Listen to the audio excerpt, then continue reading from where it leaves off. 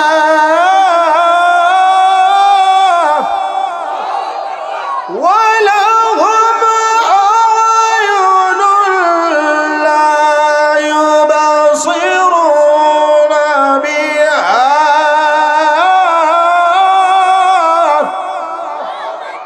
ولهم آذان لا يسمعون بها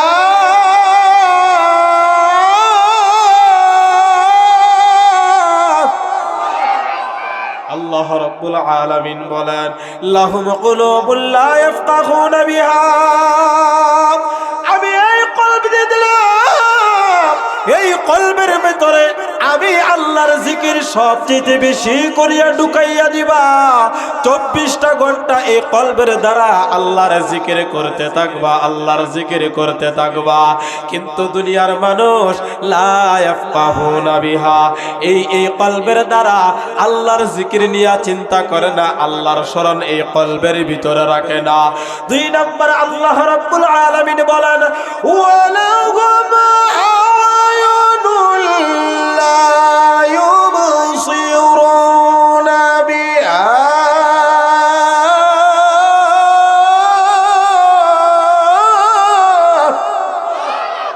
আল্লাহ বলেন 2টা চক্ষু দিলাম, এটা হলো দেখার জন্য দিলাম।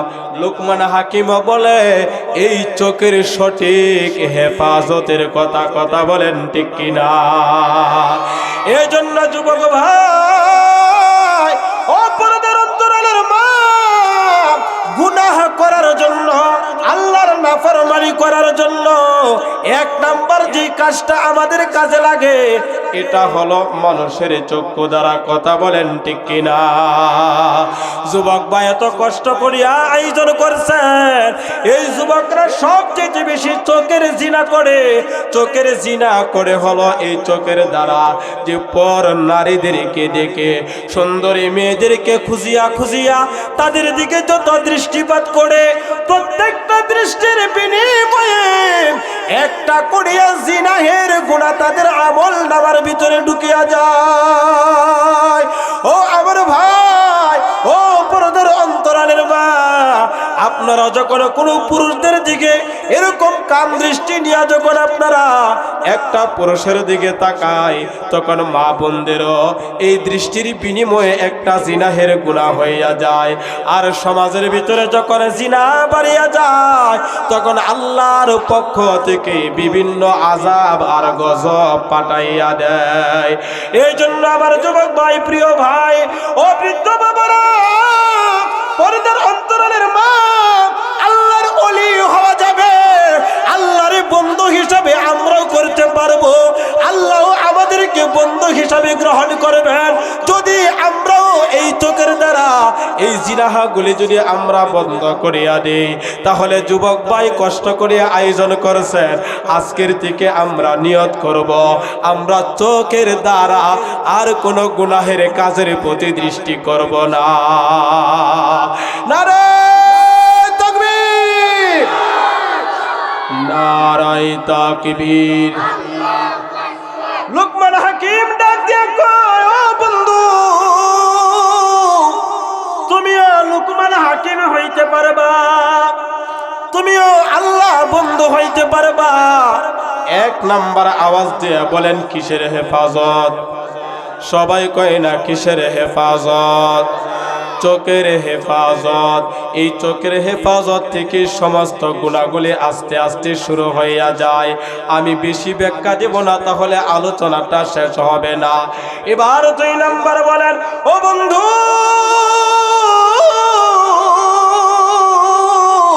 তুমিও লুকমান হাকিম হইতে পারবা, তুমিও আল্লাহর দরবারে আল্লাহর বন্ধু হইতে পারবা।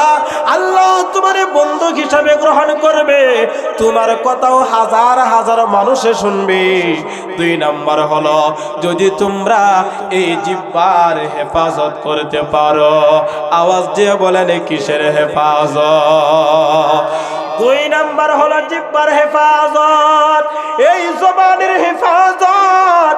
এই জবান সম্পর্কে আমি প্রথমেই আপনাদেরকে বলেছি, হযরত লুকমান হাকিমের মনিব যখন বলছিল একটা ছাগলের উত্তম জিনিসটা আনার জন্য, তখন এক নাম্বার জিহ্বাটা দুবার আনছিল। কথা বলেন ঠিক কিনা? এই জিহ্বার কারণে মানুষ মিথ্যা কথা বলে, এই জিহ্বার কারণে মানুষ আল্লাহর নাফরমানি করে, এই জিহ্বার দ্বারা মানুষ আল্লাহর প্রিয় হয়ে যায়, এই জিহ্বার দ্বারা মানুষ মানুষকে আপন করিয়া লয়। অর্থাৎ এই জিহ্বা দ্বারা ভালোটাও করা যায়, এই জিহ্বা দ্বারা মন্দটাও করা যায়, এই জিহ্বা দ্বারা শয়তানকে আপন বানানো যায়, এই জিহ্বা দ্বারা আল্লাহকেও বন্ধু হিসাবে বানানো যায়। হযরত লুকমান ডাক দিয়া কই, বন্ধু, দুই নাম্বার উপদেশ হলো, আমি লুকমান আমার জিহ্বা দ্বারা কখনো মিথ্যা কথা বলি না। কন্যা সুবহানাল্লাহ। আর আমাদের সমাজে মিথ্যা কথা আছে না নাই? কথা কয় না আছে না নাই? আমাদের সমাজে যত মারামারি হয়, যত কাটাকাটি হয়, ও দোস্ত, গুনাহের যত সূত্র আছে, এক নাম্বার হলো চক্ষু, দুই নাম্বার হলো এই জিহ্বাটা কাজে লাগে। কথা বলেন ঠিক কিনা? আমার আল্লাহ ডাক দিয়া কয়, দুনিয়ার মানুষ,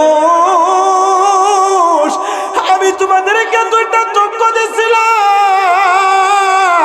আমার নিদর্শন গুলি দেখবা, ওইগুলি নিয়ে একটু দেখিয়া দেখিয়া এই চোখের পানিগুলি ছাইরা দিয়া আমি আল্লাহরে আল্লাহ বলিয়া ডাক দিবা।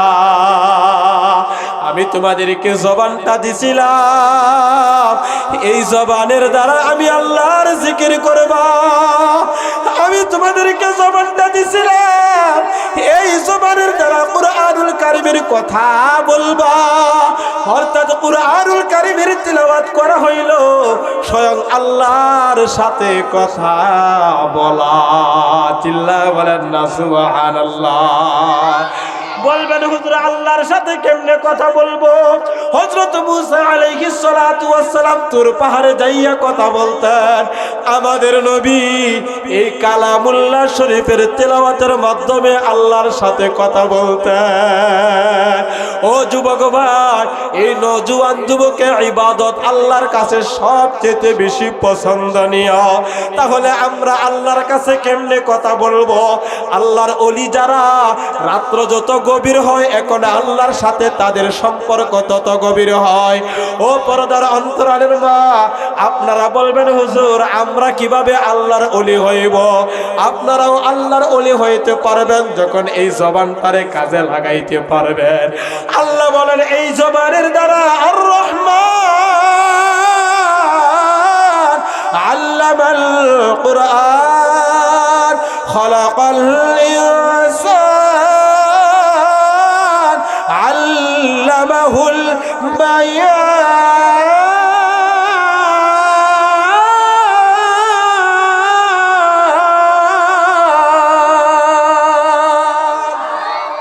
আল্লাহ বলেন, এই যে কথা বলার যে শক্তিটা, আওয়াজ দিয়ে বলেন দিছেন কে? আমার আল্লাহ বলেন, ও লুকমান, তুমি তোমার জবানের হেফাজত করেছো। আর আমরা আল্লাহর সাথে কথা বলি, আমরা যখন নামাজের ভিতরে দাঁড়াইয়া যাই, এই নামাজের ভিতরে আল্লাহু আকবার বলিয়া যখন নিয়তটা বাঁধি, এবার আউযু বিল্লাহ বিসমিল্লাহ সানারা পড়িয়া আমরা পড়ি আলহামদুলিল্লাহ।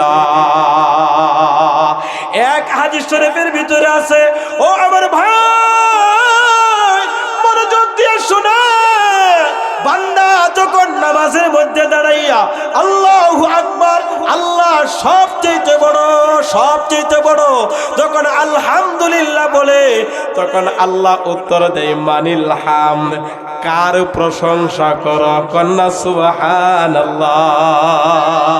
বান্দা কয় লিল্লাহ,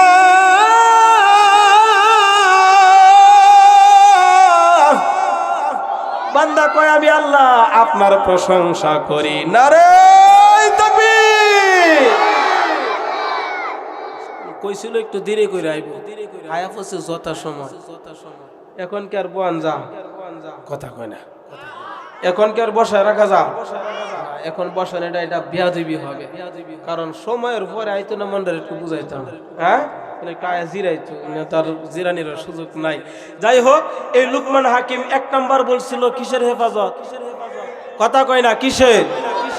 যুবকদের গুনাহ কিসের দ্বারা হয়? আগে মানুষের গুনাহ কিসের দ্বারা হয়? নারী পুরুষ সকলের গুনাহ সর্বপ্রথম কিসের দ্বারা? 2 নাম্বার হয় কিসের দ্বারা? কথা কয় না কিসের দ্বারা? তো এক বর্ণনায় শুধু এই 2টা জিনিসের কথা বলছেন, আরেক বর্ণনায় হলো 9টা জিনিসের কথা বলছেন। তাহলে আমরা 2টা জিনিসটাকে প্রাধান্য দিব ইনশাআল্লাহ। তাহলে লুকমান হাকিম কালো হইয়া যেরকম ভাবে উনার নাম কুরআনুল কারীমের ভিতরে আসছে, তাহলে আমরার নামটা কুরআন শরীফ তো আর একটা নাজিল হইতো না, কিন্তু এই মর্যাদাটা পাওয়া যাবে কি যাবে না? কথা বলেন, পাওয়া যাবে কি যাবে না? আমরা অর্জন করতে রাজি আছিনি? কে কে রাজি? নারে